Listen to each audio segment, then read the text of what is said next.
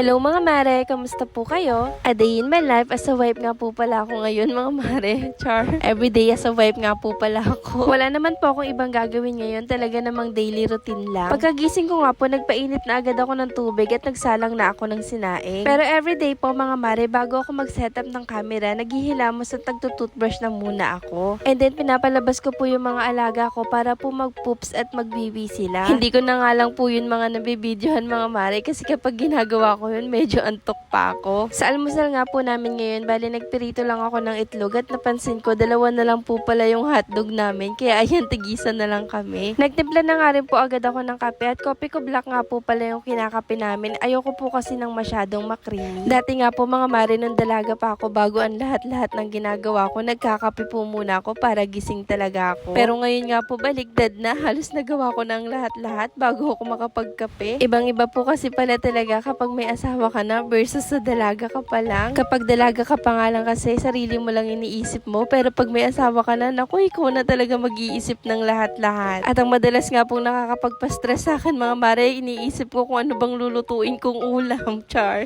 Minsan nga mga mare, pinag-iisip ko ng ulam yan si Mister kung anong gusto niyang ulam. Naku, lagi niya lang isasagot sa akin, ikaw nang bahala. Ay siya mga mare, hinatidan ko na nga lang po pala ng pagkain dyan si Mister at busy po siya sa ginagawa niya doon sa computer niya. Fast forward mga mare, pagkatapos ko nga po mag-almusal, ito naman po at lulutuin ko naman itong pananghalian namin, tuloy baon ni Mister. Ito pa nga po yung binabad ko nung nakaraan mga mare at ilang araw na nga po ito, kaya ayan naman at niluto ko na. Hindi ko na nga po siguro sasabihin mga mare kung ano tong niluluto ko dahil obvious naman po, char. Pag nagluluto nga po ako mga mare, wala na pong eksaktong sukat yan, tansya-tansya na lang. Sa ganitong luto nga po mga mare, mas gusto ko po yung maraming sibuyas at dalawang klase po yung ginagamit ko. Sa paggisa nga po mga mare, yung pulang sibuyas ginagamit ko at sa pamparami niya naman po yung puti. Fast forward mga mare, pagkatapos ko nga po magluto, ito naman at linis serya naman ako ngayon. At ang reality nga po mga mare, pagkatapos magluto, ayan at tambak talaga ang hugasin. Ako lang po ba yung ganito mga mare, pagkatapos talaga magluto, naku, isang damakmak talaga lagi ang hugasin. Pagkatapos ko nga po maghugas mga mare, ito naman po tinuyo ko ito mga condiments bottle ko kasi natatalsik-talsikan po yan at ayoko po ng lababo na basa. Gusto ko nga po mga mare dito sa gawing lababo namin laging tuyo kaya po dalawang basahan yung ginagamit ko dyan. Yung isa nga yung basahan na lagi kong sinasabon at yung isa naman yung tuyo para naman po matuyo agad. Dito naman po sa kalan namin mga mare, hinihintay ko nga po muna yan laging lumamig bago ko po yung punasan kasi glass po yan. And every other day nga po mga mare, ito naman po mga bottle dito sa taas ng kalan. Lagi ko po yung pinupunasan dahil nagmo-moist po yung mga mantika dyan. Hindi ko nga po yan araw-araw mga napupunasan mga mare dahil hindi lang naman po yan ang ginagawa ko. Kaya naman tuwing other day ko na lang po siya pinupunasan. Pagkatapos ko nga po dito sa kusina mga mare, bumalik na nga po ako dito sa sala at nilinis ko po itong mga pinagkalatan ni Mr. kanina. Ganyan nga po yan siya kapag may ginagawa yan ay naku, expected ko na ako talaga maglilinis ng mga pinagkalatan niya. Ay siya mga mare, hanggang dito na lang po muna ulit. Thank you for watching and bye for now.